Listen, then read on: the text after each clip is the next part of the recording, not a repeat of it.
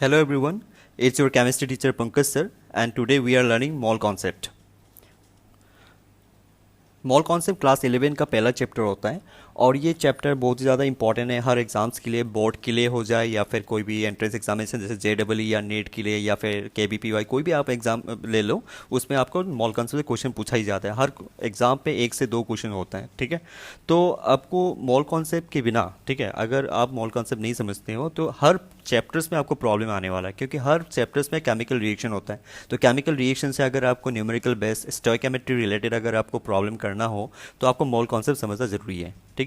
तो मोल वर्ड जो है ये सिर्फ केमिस्ट्री में यूज़ किया जाता है, हम ये फिजिक्स या मैथ्स कोई भी दूसरा सब्जेक्ट में हम इसको यूज़ नहीं कर सकते, ठीक है। तो मोल क्या होता है वो आपको समझते हैं अच्छी तरह से, ठीक है।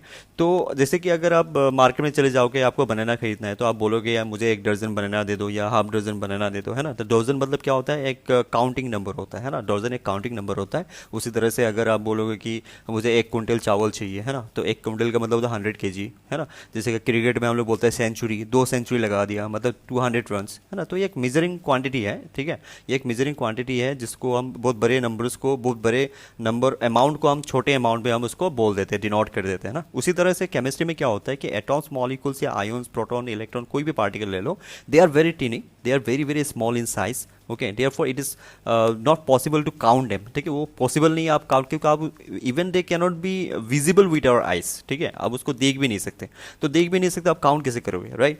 तो बहुत सारे पार्टिकल्स को एक साथ, ठीक है, एक साथ हम काउंटिंग करेंगे।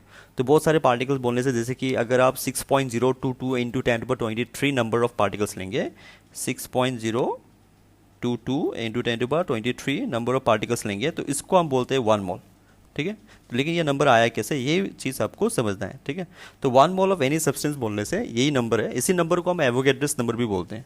क्या बोलते हैं? एवोगैड्रस, ठीक है। एवोगैड्रो नाम का एक साइंटिस्ट ने ये नंबर कैलकुलेट करा है, ठीक है।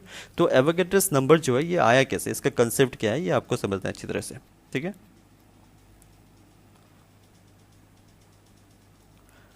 तो मोल को समझने के लिए आप कार्बन 12 को लोगे सबसे पहले, ठीक है। तो कार्बन 12 जो है, हमने कार्बन 12 को स्टैंडर्ड के हिसाब से लिया है, क्योंकि नेचर में जितने भी सारे कंपाउंड्स हैं, ऑर्गेनिक कंपाउंड्स, ठीक है, ज़्यादातर तो ऑर्गेनिक कंपाउंड्स ही है नेचर में। जितने भी कंपाउंड्स हैं 90% से ज़्यादा ऑर्गेनिक कंपाउंड्स है, और ऑर्गेनिक कंपाउंड्स में क्या होता है, कार्बन एंड हाइड्रोजन होता है।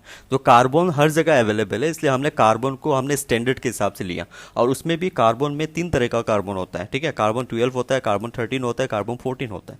12 का मतलब होता है 12 ग्राम, ठीक है, 12 ग्राम या 12 यू आप ऐसे बोल सकते हो, ठीक है। और 13 मतलब उसका एटॉमिक मास है, 14 उसका एटॉमिक मास है, ठीक है। तो 12, 13, 14 are the atomic masses of 3 isotopes of carbon. Isotopes मतलब समझ में आता है ना आप लोगों को। आइसोटॉप्स मतलब क्या होता है, अगर नंबर ऑफ इलेक्ट्रॉन अगर सेम होगा तीनों में, ठीक है, लेकिन एटॉमिक मास क्या है, अलग अलग है।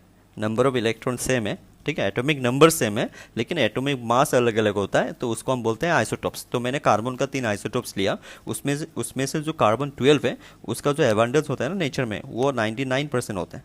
99% नेचर में आपको जितना भी कार्बन देखने को मिलेगा वो 99% कार्बन 12 ही होता है, मतलब, ठीक है।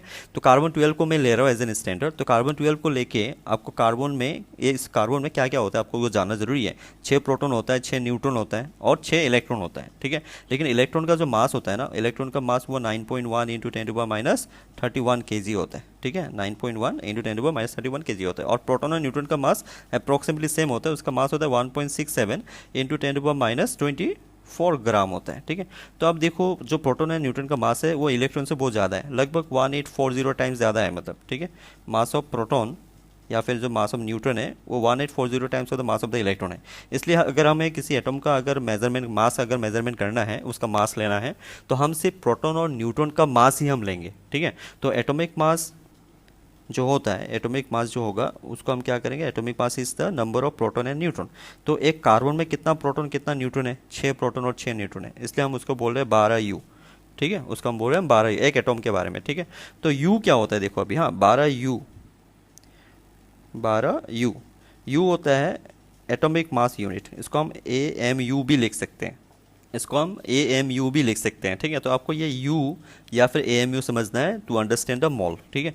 तो मैं क्या करूँगा अभी, देखो यहाँ पे जो कार्बन है, कार्बन को मैं 12 पीस में डिवाइड करूँगा, ठीक है। इसको मैं 12 पीस में डिवाइड कर रहा हूँ।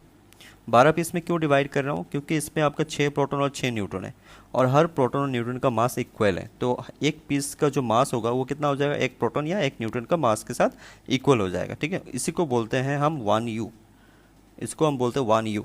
हाँ, इसका मतलब ये हो गया कि U या फिर AMU सेम थिंग है। ठीक है, तो इसका मतलब ये हो गया कि 1U जो होता है, 1U का मतलब कितना हो जाएगा, उसका वेट कितना हो जाएगा 1.67 इंटू 10⁻⁻24 ग्राम। ठीक है, तो ये टोटल वेट हो गया किसका, एक कार्बन एटम का। 12 से मल्टीप्लाई करेंगे तो एक कार्बन 12 का, एक सिंगल कार्बन 12 एटम का टोटल मास ये हो गया। ठीक है, लेकिन फिर भी ये जो मास है बहुत नेग्लिजिबल है, ये हम वेट नहीं कर सकते लैब में, है ना, प्रैक्टिकली पॉसिबल नहीं है। इसलिए हम क्या करते हैं कि बहुत सारा एटम एक साथ लेंगे, एक साथ लेके उसका मेजरमेंट करेंगे। ठीक है, तो अभी ये जो कार्बन आया आपको, इसको कितना नंबर से मैं मल्टीप्लाई करूँ, ठीक है, कितना नंबर से मैं मल्टीप्लाई करूँ ताकि ये 12 ग्राम के साथ इक्वल हो जाए। 12U का मतलब होता है ये, है ना, 12U का मतलब होता है ये वाला वेट, तो ये तो बहुत कम होता है, तो 12 ग्राम हो जाए तो अच्छा है ना। तो कितना से मल्टीप्लाई करेंगे, मैंने वो x ले लिया, ठीक है, ताकि ये 12 ग्राम हो जाए। तो यहाँ से x निकाल लेंगे, है ना, तो x इक्वल टू आता है 6.022 इंटू 10⁻23। तो इसी तरह से ये नंबर आया and this number is called Avogadro's number, Avogadro's ने निकाला था। तो 1 मोल, तो अभी ये x equal to 6.022 into 10⁻23 number जो है ये एवोगैड्रस नंबर है। इतना नंबर आपको लेना होगा, इतना नंबर अमाउंट अगर आप लोगे तो उसको हम बोलेंगे 1 मोल। ठीक है, तो इसका डेफिनेशन ये होता है मोल का, मोल का डेफिनेशन होता है mole is the amount of substance, okay, is the amount of substance that contains number of particles, okay, which is equal to 12 gram of carbon 12 isotopes, carbon 12 isotopes। ठीक है, तो ये जो नंबर है, इतना नंबर अगर लोगे कोई भी सब्सटेंस का, उसका जो मास आएगा, that mass is the 1 mole because that have equal to the 12 gram of carbon 12 isotopes. तो अभी आपको क्या करना है, कार्बन 12 आइसोटोप्स जो है ना, उसके रेस्पेक्ट में ही हर एटम का मास निकालना है। ठीक है, और 1 मोल जो होता है ये एक नंबर है, काउंटिंग नंबर है केमिस्ट्री में। ठीक है, ये केमिस्ट्री में काउंटिंग नंबर है, और ये 1 मोल इक्वल टू क्या होता है, हमेशा 6.022 इंटू 10⁻23 नंबर होता है। ठीक है, तो अगर इतना नंबर लोगे आप, कोई भी एक पार्टिकल लेके अगर उसका वेट करोगे तो उसमें जो वेट आएगा वही उस पार्टिकल का एटॉमिक मास होगा या फिर मॉलिक्यूलर मास होगा। अगर वो मॉलिक्यूल है तो मॉलिक्यूलर मास होगा, अगर वो एटॉम है तो एटॉमिक मास होगा। ठीक है, समझ में आ रहा है। तो अभी अगर मैं बोलूँ कि 1 मोल ऑफ कार्बन 12 तो कितना होगा 12 ग्राम। ठीक है, तो 12U क्या था, 12U मास ऑफ 1 एटॉम था। ठीक है, मास ऑफ 1 कार्बन 12 एटम, एक एटॉम का मास 12U था। ठीक है, लेकिन अगर आपको 1 मोल लेना है तो 1 मोल लेने से आपका उसका मास क्या हो जाएगा 12 ग्राम। ठीक है, तो इस दोनों में डिफरेंसेस क्या है, 12U और 12 ग्राम में डिफरेंसेस क्या है। 12 ग्राम जो है वो एवोगैड्रस नंबर ऑफ सब्सटेंस का वेट है, और 12U क्या है, वो एक ही एटॉम का मास है। अगर ऐसा एटॉम अगर आप 6.022 इंटू 10⁻23 नंबर ले लोगे ना, लेके अगर मल्टीप्लाई कर लोगे तो आपको 12 ग्राम मिलेगा।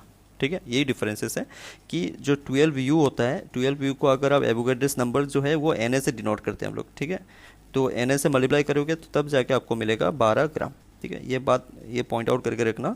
12U इक्वल टू क्या होता है, 12U is equal to always Na, okay, 12U multiply by Na is always equal to 12 gram. ठीक है, तो यहाँ पे शायद आप लोग को मॉल कॉन्सेप्ट क्लियर हो गया होगा।